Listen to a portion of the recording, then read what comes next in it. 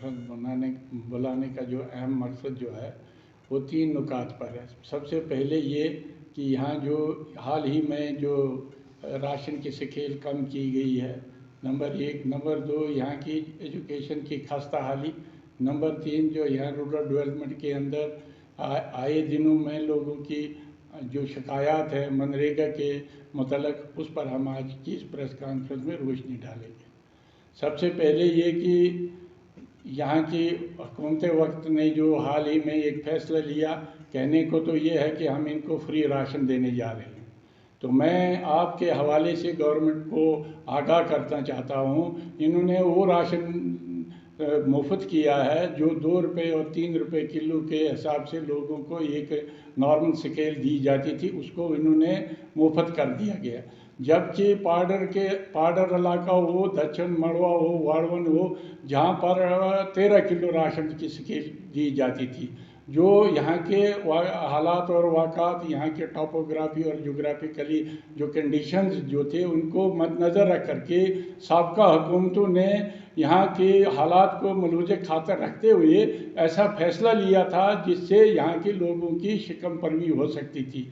हुआ ये कि इन्होंने इस कदर अनदेखी की है कि तमाम पुराने जितने भी अहकामात सरकार ने यहाँ के हालात और वाक़ात को लेकर के, यहाँ गुर्बत और पसमानदगी को मद्देनज़र रख करके फैसले लिए थे, उनको एक साथ मुस्तरद करके लोगों पर इतना जुल्म ढाया गया है कि आज लोग जो है फाका कशी के शिकार हैं।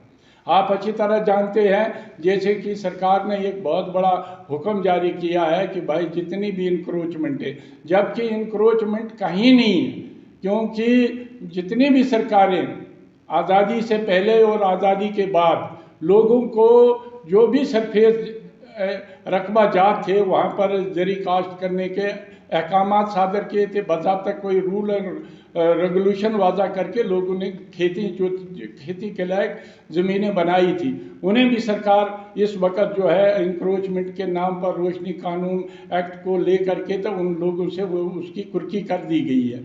आने वाले हालात जो है इतने क्रूशल हैं, इतने लोगों के लिए मैं कहता संकट भरे हैं कि ना जाने क्या होने वाला है।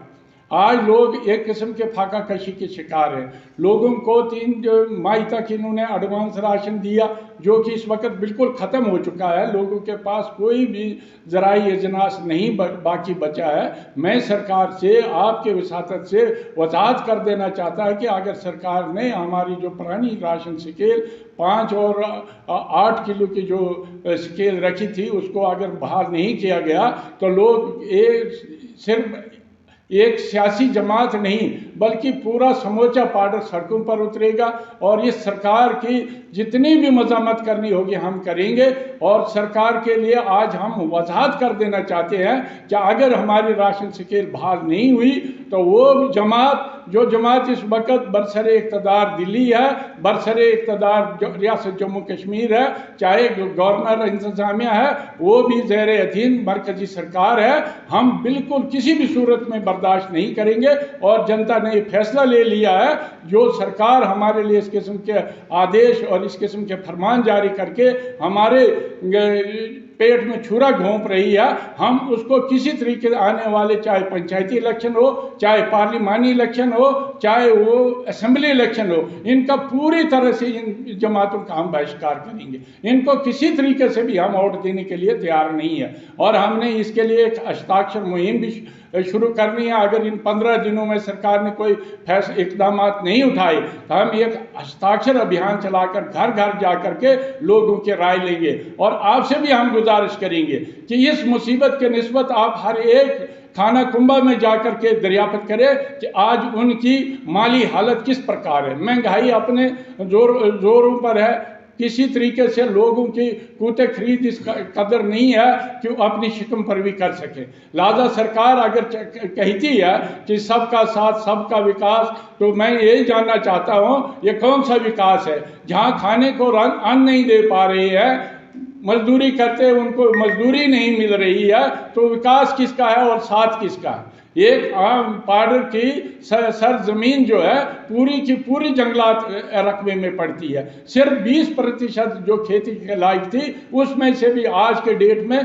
5% जो है जरी काश जो ज़मीन थी, रोशनी एक्ट या अपने जो इन्होंने एक नाम दे रखा है इंक्रोचमेंट, वो भी वापस ले ली गई। यानी 15% जो ज़मीन थी उस पर हम अपनी काश्तकारी करते थे। अब मुझे बताइए, यहाँ पिछले बार 7 महीने खुश्क साली पड़ी, जो लोगों ने बीज डाला था वो भी वापस नहीं आया, और ऊपर से एक दूसरा फरमान जारी कर दिया कि इनको मात्र 5 किलो राशन स्केल जो मुफ्त के नाम से दी जा रही है, उससे तो मैं कहता चिड़ियों को जो दाना है वो पूरा नहीं हो सकता है, जिनके घरों में 5-5, 10-10 अफराद पर मुश्तमिल है, क्योंकि यहाँ हमारा मुश्तरका कुंबा जात रहते हैं, कैसी वो अपनी शिकम परवी कर सकते हैं। लिहाजा मैं आपके विसातत से ये सरकार पर वजाहत कर देना चाहता कि अगर 15 दिनों के अंदर अंदर इन्होंने हमारी वो पुरानी स्केल बहाल नहीं की गई तो हम एक पंचायत हेडक्वार्टर पर, ब्लॉक हेडक्वार्टर पर, हर घर में इस सरकार के खिलाफ एक किस्म के मातमी इजलास बुलाएंगे, मातमी करारदादे पास करेंगे कि भाई यह हो क्या रहा, किन लोगों के हाथ में हमने अपने जीवन का ये जो समर्पण किया, जो आज हमारी मुसीबतों के तरफ किसी तरह से ध्यान नहीं दे रहे हैं। इसलिए ये तो राशन के मुताबिक रहा एजुकेशन का, एजुकेशन की इतना खस्ता हाली है हम बयां नहीं कर सकते। आप देखिए यहाँ कॉलेज नाम निहाद कॉलेज खोल दिया है, आप सिर्फ इन बिल्डिंगों का दीदार कर सकते हैं। आप देखेंगे जो एक कॉलेज के लिए माकूल स्टाफ की ज़रूरत होती है वो आज तक इन्होंने मुहैया नहीं करवाई गई है, और जो 2-4 लेक्चरर्स हैं वो कहीं और से तनख्वाह ले रहे हैं। यानी इस कॉलेज के नाम पर जो पोस्टें मंजूर हुई थी वो अभी तक इन्होंने नहीं दी है, और कॉलेज के नाम पर यहाँ के लोगों को अनपढ़ बनाने की एक सीधे दीदा दानिश्ता एक साजिश बनी हुई। मैं सरकार से वजाहत करना चाहता हूँ और गुजारिश भी करता हूँ कि आपने सचमुच इस इलाके को एजुकेशन के नूर से नवाजना है तो जो एक एजुकेशन पॉलिसी के तहत जो यूसीजी की एक पॉलिसी होती है कि कॉलेज के लिए किस कदर माकूल स्टाफ की ज़रूरत होनी चाहिए वो मुहैया करवाई जानी चाहिए। जबकि इन्होंने ये रूसा के नाम से इस कॉलेज को मंजूर किया गया है, नए जो आज कॉलेज बन रहे हैं उसमें तो माकूल स्टाफ की मुहैया करवाया गया, यानी उसमें 14-15 सब्जेक्ट रखे गए हैं, लेकिन आप देखेंगे भाईजान वहाँ पर 2 सब्जेक्ट के भी लेक्चरर नहीं है। आज के डेट में जो हिंदी लेक्चरर लाया है वो कहीं और जगह है, उसकी पोस्टिंग यहाँ कैसी रखी है हमें पता नहीं है। एक तरफ से सरकार कहती है कि अटैचमेंटें हमने बंद कर दी गई है, तो फिर ये क्या ड्रामा है, इस तरफ सरकार को खसूसी ध्यान देना चाहिए। इसी प्रकार से आप मिचेल को देख लीजिए, इतना पसमानदा है, वहाँ एक हाई स्कूल का क़याम अमल में लाया गया था और मिचेल पंचायत के अंदर 14 टीचर जो हैं जो स्कूल या तो क्लोज कर दिए गए या उनको कलब कर दिया गया, उन 14 टीचर के निस्बत कोई इल्म नहीं है, और वो हाई स्कूल जो है इस वक्त सिर्फ 3 टीचरों पर मुश्तमिल है, उसमें से भी एक टीचर जो है वो ये अपने BLO की ड्यूटी सर अंजाम दे रहा है। आप अंदाज़ा करिए कि ज़रूरत तो ये थी, जो सरकार की अपनी पॉलिसी थी कि भाई जो कलब किए गए उसको नियरेस्ट हाई स्कूल हो, प्राइमरी स्कूल हो या मिडिल स्कूल में रखना था, उनके निस्बत कोई इल्म नहीं है। इसी तरह आप देखिए हमें इधर रमसा के तहत इधर अपने पलाली में हाई स्कूल दिया गया, उसका जो स्टाफ सेंक्शन था रमसा के तहत कुछ अरसे के लिए कुछ टीचरों को लगाया गया था। आज उस स्कूल के अंदर 4 टीचरों से ज़्यादा है ही नहीं, उसमें से 2 टीचर जो है वो BLO की ड्यूटी सर अंजाम दे रहे हैं। और इसी तरह आप जाए थम हाई स्कूल की हालत देखे, वहाँ पर जहाँ पर 13 टीचरों मास्टर 5 मास्टर ग्रेड के थे और 8 टीचर ग्रेड के थे, वहाँ पर आज आप देखेंगे मान्यवर 1 हेड मास्टर है और 3 टीचर है, उन 3 टीचरों में से 2 की ड्यूटी जो है BLO लगा दी गई है। यानी इस कदर खस्ता हालत है कि मैं कहता कर क्या रही है सरकार। मैं आपके नोटिस में ये बात लाना चाहता हूँ कि यहाँ टोटल 43 स्कूल जो है, 43 टीचर जो है, जो या तो जो स्कूल कलब किए गए वहाँ से आए हैं या जो पूरी तरह से क्लोज कर दिए गए, यानी 43 टीचर पार्डर के अंदर हम यहाँ से इनके पास एक सेपरेट स्टाफ है, लेकिन हालात ये है उनके निस्बत इल्म ही नहीं है। जेडीओ को पूछो जनाब आपके स्कूल कितने क्लोज किए गए हैं, आपके कितने स्कूल क्लब किए गए, कोई इल्मियत नहीं है, बिल्कुल हवा में ये डिपार्टमेंट चल रहा है। और हमारी जब मुलाकात हुई तो जेडीओ साहब का कहना ये है कि आज के दिन मैं किसी को कह नहीं सकता कि आप एक स्कूल से दूसरे स्कूल जाएं। कहता ये बनाया है कि यहाँ कोई क्लस्टर हेड बनाया है, वो हायर सेकेंडरी का प्रिंसिपल साहब को बनाया है, प्रिंसिपल साहब की मदर बीमार है या वो इस दुनिया में नहीं रही है, वो भी इधर नहीं है। आप मुझे बताओ आज एकेडमिक सेशन चल रहा है, कब वो उनको टीचरों को देंगे, कब वो स्कूल चलेंगे, कब वो पढ़ाई को कंप्लीट करेंगे। मैं कहता हूँ कैसी अनारकी फैली है, कैसी बदनज़ामी फैली हुई है, वरना गवर्नरी दौर में किसी को हिम्मत नहीं होती है एक जगह से दूसरी जगह जाने की। यानी हमने भी जम्मू कश्मीर में मैक्सिमम एक पीरियड जो है वो गवर्नरी दौर में गुजारा है। ऐसे ज़ाब्ते इखलाक होते थे कि मैं कहता हूँ अगर हम वक्त करते थे तो तूफान उड़ते थे। आज तूफान भी आ जाए कि छाता लेकर के तो हवा में अपने रास्तों में चलते फिरते हैं। इसलिए मैं आपसे गुजारिश करता हूँ कि यहाँ डिस्ट्रिक्ट एडमिनिस्ट्रेशन हो या तहसील एडमिनिस्ट्रेशन हो या स्टेट एडमिनिस्ट्रेशन है, उनको चाहिए कि फौरन से बेशतर यहाँ पर एक इंक्वायरी टीम भेजी जाए। ये 43 टीचर लगाए कहाँ है जब आप लोगों ने अटैचमेंट भी ख़त्म कर दी गई है, इनकी ड्यूटियां कहाँ हैं, कोई इल्मियत नहीं। और जो सैंक्शन स्टाफ है वो लोग जो है कहीं बाहर बैठ करके यहाँ के पोस्टों से तनख्वाह लगा ले करके तो अपनी ज़िंदगी जो है बसर कर रहे हैं, ये लोग यहाँ के वहीं हैं। इसलिए मैं यही कहना चाहता हूँ कि अगर सरकार संजीदा है, अगर सरकार चाहती है यहाँ की बहबूदी करने के लिए तो एजुकेशन सिस्टम को बेहतर बनाए। हमारे जो यहाँ पर ये 43 टीचर है इनको एक माकूलियत के तहत अगर तैनात किया जाए, हमें बाहर से लाने की कोई ज़रूरत नहीं।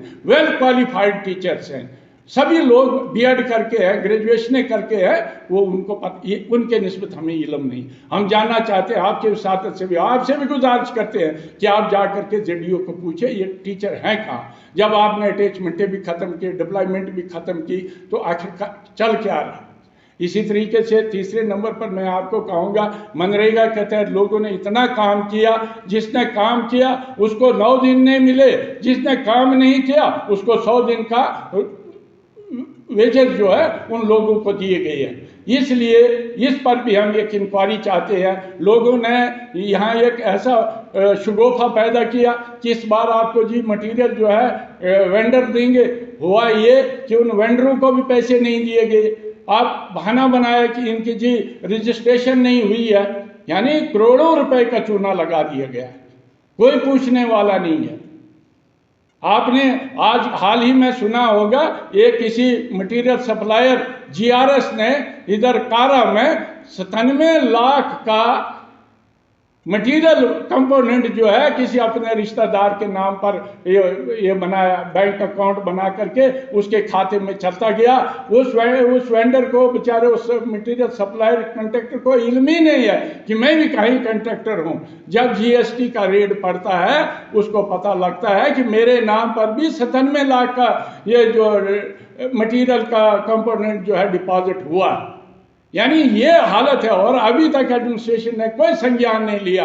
होना तो ये चाहिए था कि उसके खिलाफ पर्चा लगा करके उसको अंदर दिया जाना चाहिए था, इस नेक्सस का पता लगना चाहिए था। ये नेक्सस सिर्फ वहीं नहीं है, हर एक ब्लॉक में इस किस्म का नेक्सस है। हम बार बार कहते हैं कि भाई ये हो क्या रहा है। पंचायतों को तो बिल्कुल साइड लाइन ही कर दिया, इनका तो कोई वजूद ही नहीं रखा। ये सिर्फ तब होता है जब कोई सेमिनार होता है, जब कोई इज्तिमा होता है या बैक टू विलेज होता है या रीच आउट होता है, तब एक नाम आता है मोहतरम पंच और सरपंच साहबान। बस उसके अलावा इनको अपना भी पता नहीं हो क्या रहा है, जा कहाँ रहा है, इसकी कोई इल्मियत नहीं है। लोग बहुत ही त्रस्त है। यानी अगर ये सचमुच में मनरेगा स्कीम को PRI कैपेक्स है इसको लागू किया होता तो मैं कहता यहाँ बेरोजगारी के तो सवाल ही पैदा नहीं होता था। आप लोग अच्छी तरह जानते, आप भी, हम एक समाज में से आते, आप खुद ही जानते हैं कितने लोग त्राही माम कर रहे हैं। इसलिए मेरी आज की इस प्रेस कॉन्फ्रेंस को बुलाने का हम सभी का एक इज्तिमाई सोच है कि इन 3 नुकात पर सरकार ने अगर कोई संज्ञान नहीं लिया, न सिर्फ हमारी अपनी जमात बल्कि पूरी पार्डर की जनता जो है सड़कों पर उतरेगी और सरकार का पुरजोर मजम्मत करेगी। तो मैं इन्हीं शब्दों से आपसे अलविदा होता हूँ। हरमोहन राज जी कुछ कहना।